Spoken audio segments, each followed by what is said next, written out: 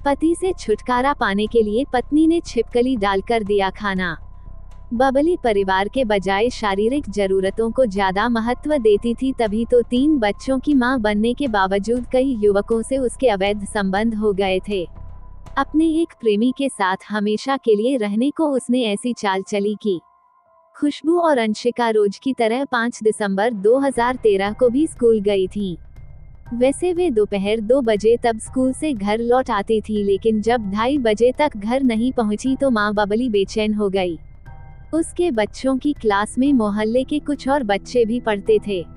उसने उन बच्चों के घर पहुंचकर अपने बच्चों के बारे में पूछा तो बच्चों ने बताया कि खुशबू और अंशिका आज स्कूल आई ही नहीं थीं।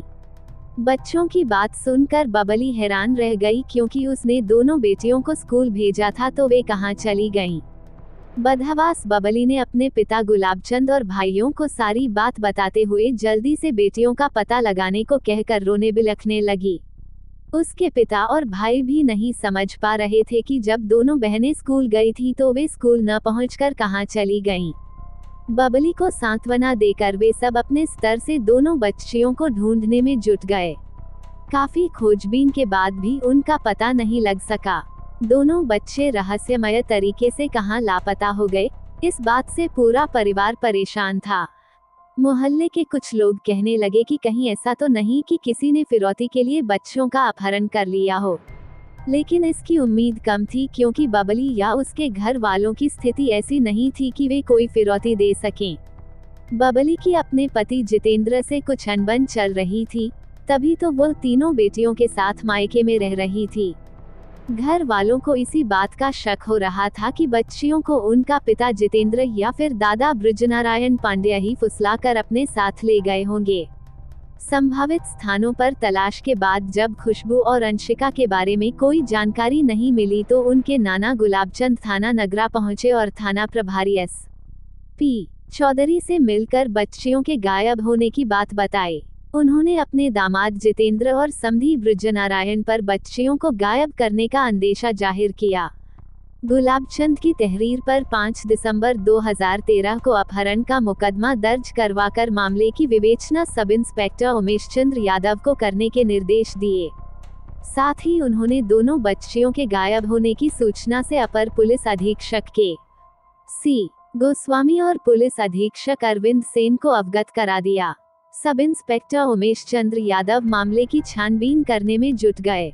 चूंकि गुलाबचंद ने अपने दामाद और समधी पर बच्चियों को गायब करने का शक जाहिर किया था, लिहाजा पुलिस बलिया के सिकंदरपुर थाने के गांव उछवार में रहने वाले जितेंद्र के घर पहुंच गई और वहां से उसे व उसके 80 वर्षीय बुजुर्ग पिता बृजनारायण पांड्या को पूछताछ के लिए थाने ले आई।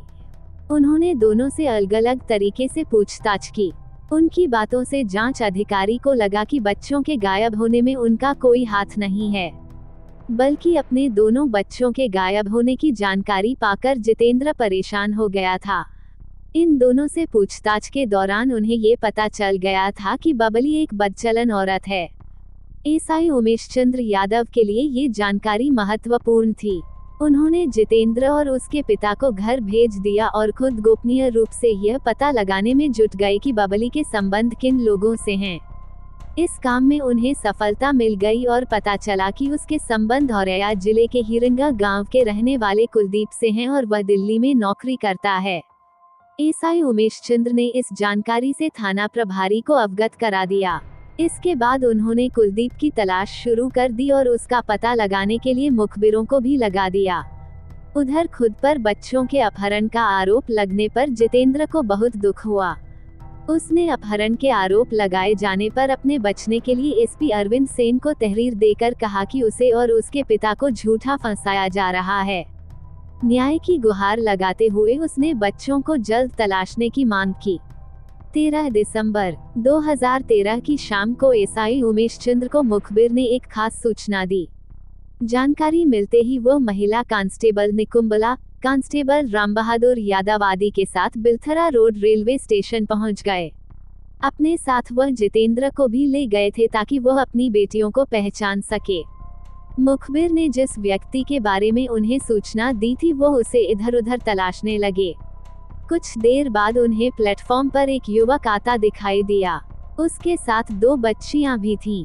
जितेंद्र ने बच्चियों को पहचानते हुए कहा, सर, यही मेरी बेटियां हैं। उधर उस युवक ने स्टेशन पर पुलिस को देखा तो वह तेज कदमों से दूसरी ओर चल दिया, लेकिन पुलिस ने दौड़कर उसे पकड़ लिया और बच्चियों को भी अपने कब्जे में ले लिया। बच्चियों को सकुशल बरामद कर पुलिस खुश थी। जिस युवक को पुलिस ने हिरासत में लिया था उसने अपना नाम कुलदीप बताया। उसे हिरासत में लेकर पुलिस थाने आ गई।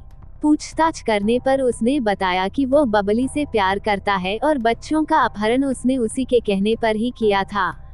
उसकी बात सुनकर पुलिस भी चौंक गई कि क्या एक मां ही अपने बच्चों का अपहरण करा सकती है। लेकिन कुलदीप ने खुशबू और अंशिका के अपहरण के पीछे की जो कहानी बताई, सभी को चौंका देने वाली निकली। उत्तर प्रदेश के पूर्वांचल में स्थित और बिहार प्रांत से सटा एक जिला है बलिया। इस जिले के नगरा थाना क्षेत्र के देवरही गांव के रहने वाले गुलाबचंद के परिवार में पत्नी के अलावा 3 बेटियां और 3 बेटे थे। बबली उनकी दूसरे नंबर की बेटी थी। वो बहुत खूबसूरत थी, लेकिन जब उसने लड़कपन के पड़ाव को पार कर जवानी की दहलीज पर कदम रखा तो उसकी सुंदरता में और भी निखार आ गया। वह जवान हुई तो घर वालों को उसकी शादी की चिंता सताने लगी। वे उसके लिए सही लड़का तलाशने लगे।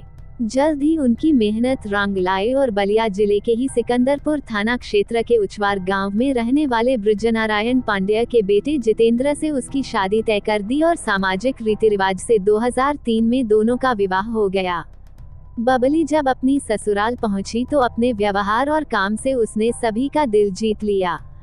ससुराल में किसी चीज की कोई कमी नहीं थी। परिवार भी बड़ा नहीं था, इसलिए गृहस्थी की गाड़ी ठीक तरह से चल पड़ी। शादी के साल भर बाद बबली ने एक बेटी को जन्म दिया। उसका नाम रखा गया खुशबू। परिवार बढ़ा तो घर का खर्च भी बढ़ गया। जितेंद्र अपने बीवी बच्चों की परवरिश में कोई कमी नहीं रखना चाहता था, लिहाजा वह काम की तलाश में दिल्ली चला गया। जल्द ही दिल्ली की एक प्राइवेट कंपनी में उसकी नौकरी लग गई। उनकी जिंदगी की गाड़ी फिर से पटरी पर आ गई। इस दौरान जितेंद्र साल में 1-2 बार ही बीवी बच्चों से मिलने अपने गांव आ पाता और कुछ दिन घर रहने के बाद दिल्ली चला जाता था। वक्त यूं ही हंसी खुशी से गुजरता रहा।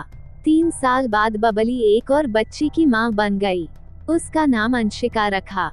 ज्यादा दिनों तक पति से दूर रहने की कमी बबली को खलने लगी थी। उसने 1-2 बार पति से कहा भी कि वो हर महीने घर आ जाया करें।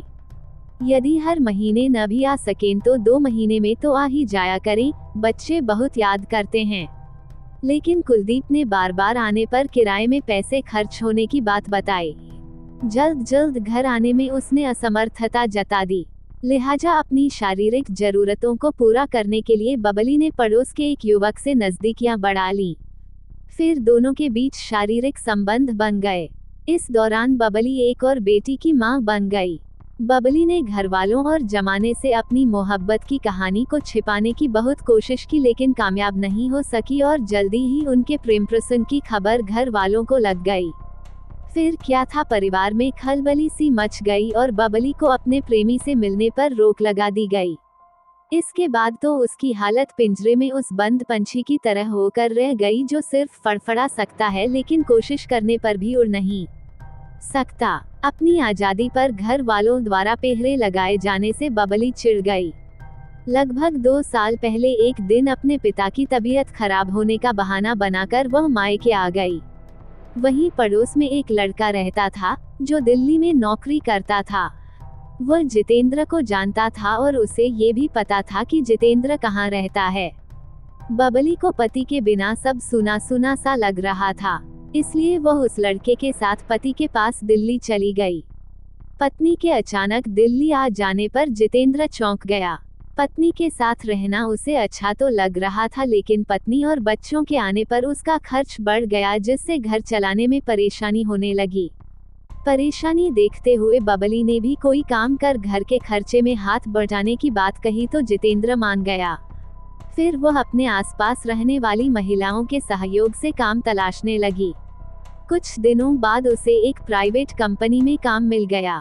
जब दोनों ही काम करने लगे तो घर का खर्च ठीक से चलने लगा। बबली खुले विचारों की थी। रूप यौवन से परिपूर्ण बबली की देहयष्टि इतनी आकर्षक थी कि किसी को भी पहली नजर में लुभा लेती थी।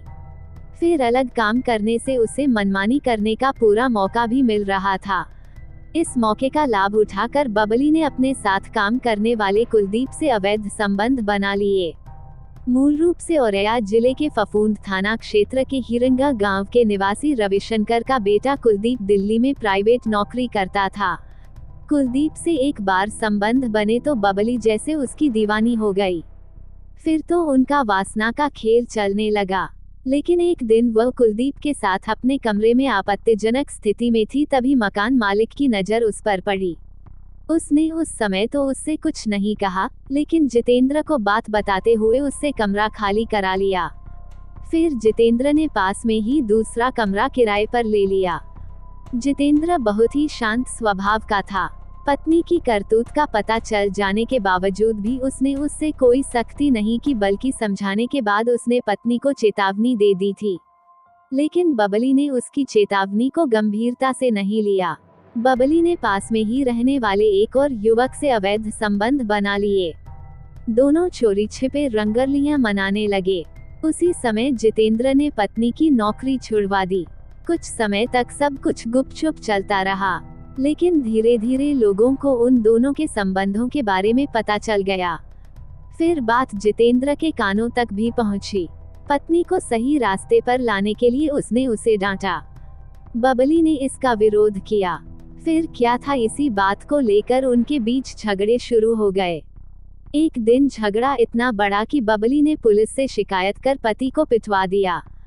पत्नी के बदले हुए रुख से जितेंद्र डर गया। उसने तय कर लिया कि पत्नी चाहे कुछ भी करे, उसके काम में वह दखल नहीं करेगा। यानी उसने एकदम से अपना मुंह बंद कर लिया। फिर तो बबली ने कुलदीप को भी अपने साथ रख लिया और खुलकर उसके साथ रंगलियां मनाने लगी। सब कुछ देखते हुए भी डर के कारण जितेंद्र चाहकर भी कुछ नहीं कर पाता था, बल्कि उसे बबली से अपनी जान का भी खतरा महसूस होने लगा था।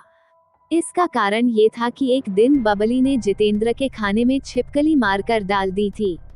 संयोग से उस दिन जितेंद्र ने लंच कंपनी की कैंटीन में कर लिया था। बाद में जब उसने लंच में पत्नी द्वारा दी गई आलू की भुजिया देखी तो उसका रंग बदला हुआ था। उसे लगा कि इसमें जहर है, तो उसने सब्जी फेंक दी। घर आकर जब उसने पत्नी से इस बारे में पूछा तो उसने बहाना बनाते हुए कह दिया कि खाना बनाते हुए कुछ गिर गया होगा। इस हादसे से जितेंद्र एकदम से डर गया था। जान का खतरा महसूस होने पर जितेंद्र 13 जुलाई 2013 को बबली और बच्चों को दिल्ली में ही छोड़कर बलिया चला आया और उसने वाराणसी में ही काम तलाश लिया। पति के वापस गांव चले जाने पर बबली आजाद हो गई और खुलकर कुलदीप के साथ मौजमस्ती करने लगी। कुलदीप बबली के साथ उसके बच्चों को भी बहुत प्यार करता था। कुल मिलाकर दोनों का समय हंसी खुशी बीतने लगा। इधर बबली के मायके वालों को जब पता चला कि झगड़ा होने के बाद जितेंद्र बबली को दिल्ली में छोड़कर वापस आ गया है, तो उसके पिता गुलाबचंद दिल्ली पहुंच गए और बबली तथा उसके बच्चों को घर लिवा लाए। तब से वह मायके में रहने लगी। बबली ने भी पिता से कह दिया था कि अब वह जितेंद्र के यहाँ नहीं जाएगी। तब गुलाबचंद ने बच्चों का नाम गांव के ही स्कूल में लिखवा दिया। ननिहाल में बच्चे तो खुश थे, लेकिन बबली का मन अपने आशिक कुलदीप के बिना नहीं लगता था। वह मोबाइल से कुलदीप से बात कर अपना मन बहला लेती थी, लेकिन जब कुलदीप की जुदाई उसे अधिक खलने लगी तो मायके वालों को बिना कुछ बताए वह एक दिन अकेले ही दिल्ली चली गई और कुलदीप के साथ रहने लगी। मायके वालों को जब पता लगा कि वह दिल्ली चली गई है तो उन्हें बहुत बुरा लगा। तब बबली का भाई प्रीतम दिल्ली जाकर उसे वापस ले आया।